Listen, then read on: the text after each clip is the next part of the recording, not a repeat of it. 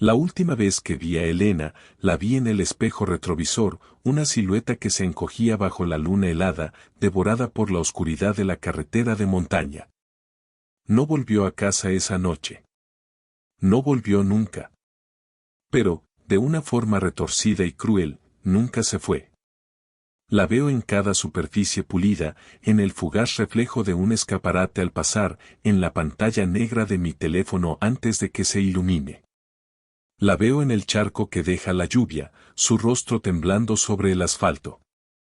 No es un fantasma, no en el sentido clásico de cadenas y lamentos. Es algo peor. Es una pregunta silenciosa, una presencia hecha de mi propia culpa. Es un eco atrapado en el cristal de mi conciencia, y su único mensaje, repetido en un silencio atronador, es que espera. Espera a que yo vuelva a esa carretera, a esa noche, y le pida el perdón que le arrebaté junto con su abrigo y su seguridad. El perdón que la dejé sin poder dar y que yo, ahora, no puedo recibir. Mi vida no se divide en antes y después de ella, sino en antes y después de esa noche. Antes, yo era un hombre. Ahora, soy el guardián de su ausencia, un museo andante de un solo error, una catástrofe personal que llevo grabada no en la piel, sino en la mirada. Y cada vez que mis ojos se encuentran con mi propio reflejo, no me veo a mí. La veo a ella, de pie en la oscuridad, esperando a que el hombre que la abandonó por fin encuentre el valor para volver. Antes de la oscuridad, había luz. Había tanta luz que a veces pensaba que éramos inmunes a las sombras. Recuerdo el olor a serrín y a tierra mojada de nuestro primer proyecto juntos, un pequeño jardín vertical para nuestro balcón minúsculo. Elena tenía esa habilidad mágica de ver un palé viejo y abandonado y visualizar un hogar para geranios y menta. Yo solo veía astillas y óxido. No tienes imaginación, cariño, me decía riendo, con una mancha de tierra en la nariz que la hacía parecer una niña traviesa. Pasamos un sábado entero lijando, clavando y pintando. La radio ponía canciones que no recuerdo, pero sí recuerdo el sonido de su risa mezclándose con la música. Recuerdo cómo sus manos, normalmente tan delicadas, se movían con una destreza sorprendente, como me explicaba con una paciencia infinita la diferencia entre un tornillo de estrella y uno plano, mientras yo me sentía torpe y maravilloso a la vez.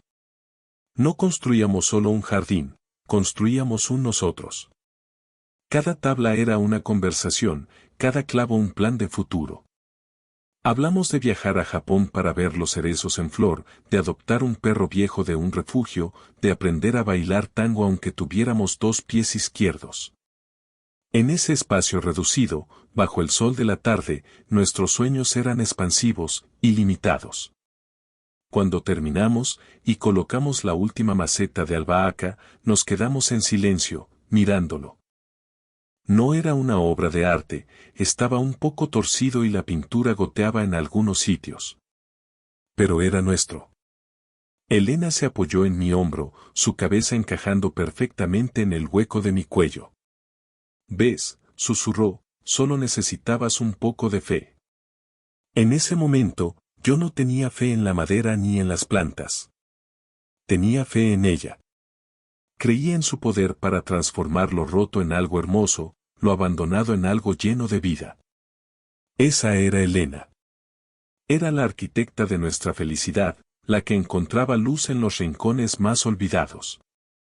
Y yo, ciego y arrogante, no entendí que esa misma luz era lo que yo más necesitaba. No sabía que la noche que la abandoné, no solo estaba apagando su luz, sino que me estaba condenando a vivir en la oscuridad que ella siempre supo cómo disipar. La discusión, como casi todas las discusiones fatales, no empezó por nada importante.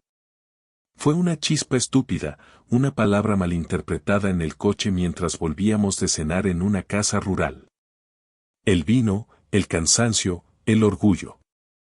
Un cóctel venenoso. La carretera era una cinta negra y solitaria que serpenteaba por la montaña. No había otras luces más que las nuestras, que cortaban la niebla como cuchillos. Sus palabras se volvieron afiladas, las mías, defensivas y crueles. Yo sentía que mi autoridad era cuestionada, ella sentía que no la escuchaba. La bola de nieve de resentimiento creció con cada curva hasta que la tensión dentro de ese pequeño espacio metálico se volvió insoportable. Para el coche, dijo ella, con la voz temblorosa de ira contenida. Obedecí de golpe, frenando bruscamente en el arcén de grava. El silencio que siguió fue más ruidoso que los gritos. No puedo seguir así, no en este coche, no contigo ahora mismo. Necesito aire, dijo, abriendo la puerta. El frío de la noche entró de golpe, como un intruso. La vi bajar, su figura delgada recortada contra la nada. Se cruzó de brazos, sin abrigo, porque lo había dejado en el asiento trasero. Y entonces, en un acto de soberbia monumental, de una estupidez que todavía me quema las entrañas, tomé la peor decisión de mi vida. Pensé, le daré una lección. Que se enfríe un poco, que vea lo que es estar sola aquí. Me llamará en 5 minutos, arrepentida. Mi ego era un monstruo que había tomado el volante.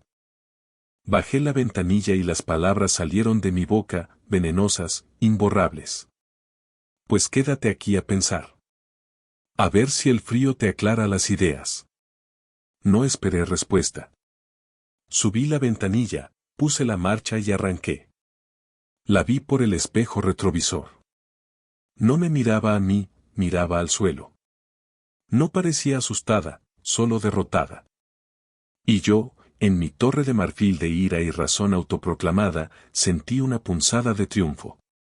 La imagen de su cuerpo haciéndose pequeño, una mancha frágil en la inmensidad de la noche, es la última imagen real que tengo de ella. El resto es una construcción de mi penitencia. Conduje durante 10 minutos, esperando que el teléfono sonara. Pero el teléfono estaba mudo.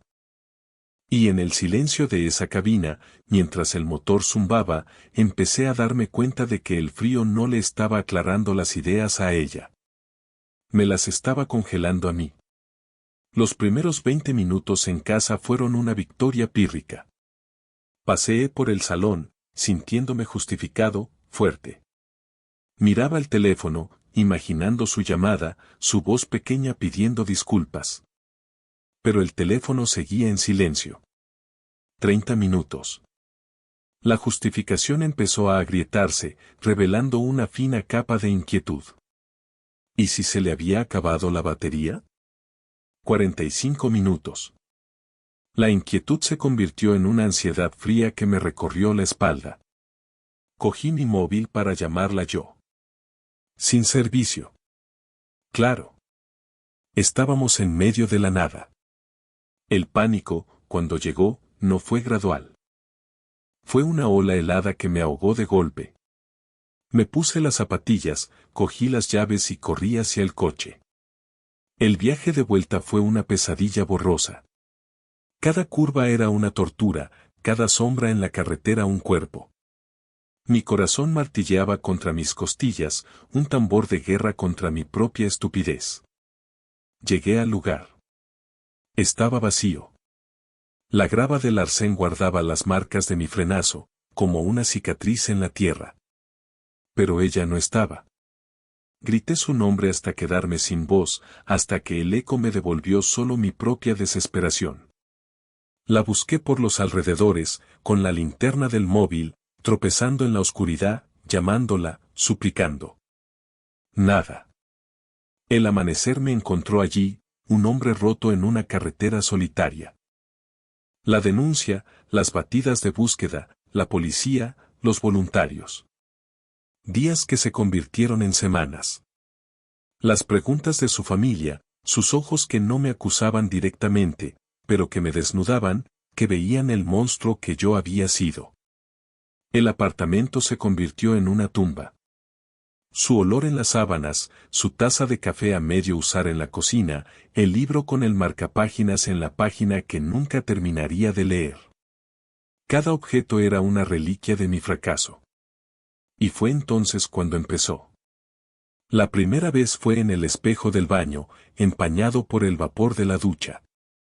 mientras se aclaraba, su rostro apareció por un segundo, superpuesto al mío, mirándome con una tristeza infinita. Grité. Me froté los ojos. No había nadie. Pero la había visto. Empezó a aparecer en todas partes. En la ventanilla del metro, su silueta sentada a mi lado. En el reflejo oscuro de un televisor apagado, de pie detrás de mí. En el brillo de un charco, su cara mirando hacia el cielo. Dejé de dormir. Dejé de comer. Dejé de vivir. No estaba siendo perseguido por su fantasma, estaba siendo perseguido por mi memoria, armada con mi culpa. El mundo se convirtió en un laberinto de espejos, y en cada uno de ellos estaba ella, no la Elena que reía y construía jardines, sino la Elena que yo había creado esa noche, silenciosa, helada, eternamente esperando en la oscuridad. Me había convertido en su infierno personal, y ella, en el mío. Toqué fondo el día que empecé a hablarle a los reflejos, discutiendo con ellos, pidiéndoles un perdón que nunca llegaba. Estaba roto, no, estaba pulverizado. Y la única compañía que tenía era el rostro de la mujer a la que yo mismo había borrado del mundo. Había pasado casi un año. Yo era un espectro habitando una casa llena de ecos. Mi mundo se había encogido al tamaño de mi apartamento y mi culpa. Un día, después de una noche particularmente atroz en la que la vi en cada sombra que proyectaba la farola de la calle, me encontré en el suelo de la sala, llorando, hablándole a mi propio reflejo en el suelo de parqué pulido. Fue entonces cuando sonó el teléfono. Era su padre. No habíamos hablado en meses. Su voz era grave, cansada, pero carente del odio que yo merecía. Me pidió que nos viéramos. Fui, esperando un torrente de acusaciones, una confrontación final que quizás me liberaría con su violencia. Nos sentamos en un café anónimo. Él me miró, no como al asesino de su hija, sino como a un hombre perdido. Revolvió su café durante un largo rato antes de hablar. Sé que la ves, dijo en voz baja, y el mundo se detuvo. Sé que te está persiguiendo. La madre de Elena me lo cuenta. Dice que tu alma no tiene descanso. Yo no pude responder, solo asentir, ahogado por la vergüenza. Él continuó, y sus palabras no fueron de consuelo, sino de una sabiduría brutal y necesaria. No puedes traerla de vuelta, hijo. Eso se acabó. Pero puedes dejar de profanar su memoria. La mujer que ves en los reflejos, esa figura triste y acusadora, esa no es mi hija. Elena era luz, era risa, era fuerza. Ese fantasma lo has creado tú con tu dolor y tu culpa. Estás castigándote con una versión de ella que ella nunca habría querido ser. Hizo una pausa, y me miró directamente a los ojos. Si de verdad la amabas, deja de torturarte con su sombra. Empieza a honrar su luz. Pregúntate qué querría la verdadera Elena para ti ahora. Que te consumieras en este infierno o que aprendieras a vivir con la carga de lo que hiciste. Sus palabras no fueron un bálsamo, fueron un bisturí. Cortaron a través de las capas de autocompasión y victimismo y llegaron al núcleo del problema. Yo no estaba siendo atormentado por ella, me estaba atormentando a mí mismo usando su imagen. La había convertido en mi carcelera. La chispa de cambio no fue una epifanía de perdón, sino una comprensión devastadora. Al convertirla en un monstruo para mi castigo, la estaba matando de nuevo cada día. Estaba destruyendo el recuerdo de la mujer vibrante y llena de vida que había sido, reemplazándolo por un ídolo de mi propia miseria. Esa tarde, por primera vez, no vi su reflejo en la ventanilla del autobús. Vi el de un hombre con una decisión que tomar, seguir alimentando al fantasma o empezar a recordar a la mujer. El camino de regreso no fue una línea recta hacia la sanación. Fue una escalada ardua, llena de retrocesos. El consejo de su padre fue una semilla, pero necesitaba un terreno donde crecer, y mi alma era un yermo. Empecé por lo pequeño. Decidí limpiar el apartamento, pero no para borrarla, sino para honrarla. Durante meses, sus cosas habían permanecido intactas, acumulando polvo, como un santuario macabro. Ahora, cogí cada objeto con un propósito. Su colección de tazas de cerámica, cada una de un viaje diferente. En lugar de sentir el puñal de la culpa, me obligué a recordar la historia detrás de cada una. La taza azul de Lisboa, donde nos perdimos y terminamos comiendo los mejores pasteles de nata en una callejuela. La taza agrietada de un mercado de pulgas, que ella insistió en comprar porque tenía carácter. Lloré, sí, pero por primera vez, no eran lágrimas de autodesprecio, sino de una nostalgia dolorosa y pura. Empaqué sus ropas en cajas, no para deshacerme de ellas, sino para preservarlas. Cada prenda evocaba un recuerdo, y en lugar de huir de él, me sumergí. El vestido que usó en la boda de su hermana. La camiseta vieja con la que dormía. Empecé a hablarle, no al reflejo, sino al aire, a la memoria. Le contaba mi día. Le pedía perdón, no de forma desesperada, sino como una confesión tranquila y constante. Luego, di un paso más grande. Empecé a mirarme al espejo. Al principio, mi instinto era buscarla a ella detrás de mis ojos. Pero me obligué a centrarme. A ver las ojeras, el pelo descuidado, la tristeza en mi propia mirada. Empecé a reconocerme de nuevo como un individuo, separado de mi error. Era un hombre que había cometido un acto terrible, imperdonable, pero seguía siendo un hombre. Comencé a cuidarme. Afeitarme. Salir a correr. El esfuerzo físico se convirtió en una forma de expiación, cada zancada un paso para alejarme del hombre que fui esa noche. Hubo días malos, días en que su rostro volvía a aparecer en el cristal de la ducha y me dejaba sin aliento, de rodillas en el suelo del baño. Pero ya no duraba semanas. Duraba horas, o minutos. Aprendí a respirar a través del pánico, a recordarme a mí mismo, esa no es ella. Es mi dolor. El objetivo final de esta peregrinación interior se hizo claro, tenía que volver. Tenía que volver a esa carretera, a ese punto exacto en el mapa y en mi alma, y enfrentarme no a su fantasma, sino al mío. La noche que decidí volver a la carretera, el aire era tan frío como lo recordaba. Era una noche sin luna, una oscuridad casi absoluta, igual que aquella vez. Conducir por esa montaña fue como viajar en el tiempo. Cada curva era un fantasma, cada árbol una silueta familiar y amenazante. Mi cuerpo reaccionó antes que mi mente. Las manos me sudaban sobre el volante, el corazón me latía en la garganta. Parte de mí quería dar la vuelta, huir de vuelta a la falsa seguridad de mi apartamento. Pero seguí adelante, impulsado por una necesidad que era más fuerte que el miedo. Encontré el lugar. El pequeño arcén de grava. Era inconfundible. Aparqué el coche exactamente en la misma posición. Apagué el motor y las luces. El silencio que me envolvió fue total, un vacío que absorbía todo sonido. Me quedé sentado durante minutos, esperando. Esperaba verla, su figura espectral de pie junto a la puerta, mirándome con sus ojos acusadores. Esperaba el terror, la confrontación final. Pero no había nada. Solo la negrura, el viento susurrando entre los pinos y el latido de mi propia sangre en mis oídos.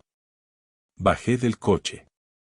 El frío me golpeó, pero esta vez no me sentí amenazado por él. Era solo frío.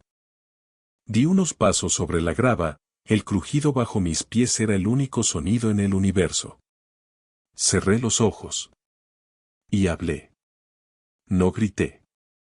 Mi voz salió como un susurro ronco, dirigido al vacío. Elena. Lo siento.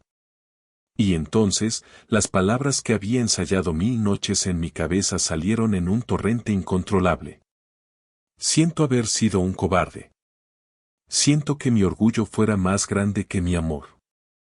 siento las palabras que te dije. Siento haber arrancado el coche. Siento no haber vuelto en 5 minutos. Siento haberte dejado sola en la oscuridad. Siento haberte fallado de la forma más fundamental en que un ser humano puede fallar a otro. Seguí hablando, confesando no solo el acto, sino la mentalidad que lo había provocado. Mi egoísmo, mi inseguridad. Y mientras hablaba, lloraba. Lágrimas calientes que se helaban en mis mejillas. No pedía que ella me perdonara. Sabía que eso era imposible. Le estaba pidiendo perdón a su memoria. Le estaba pidiendo perdón al universo por el vacío que había dejado. Le estaba dando el reconocimiento que le negué esa noche. Cuando terminé, me quedé en silencio, temblando, vacío. Abrí los ojos. Miré hacia la ventanilla del coche, ahora un espejo negro perfecto. Y por primera vez en más de un año, vi mi propio rostro. Solo mi rostro. Lleno de lágrimas, devastado, pero era el mío. No había ninguna superposición, ninguna sombra detrás de mí. El fantasma no estaba en la carretera. Nunca lo había estado. Siempre había estado dentro de mí. Y en ese acto de confesión total, en ese lugar sagrado y terrible, por fin lo había liberado. El viaje de vuelta a casa fue diferente. El silencio en el coche ya no era opresivo, sino tranquilo.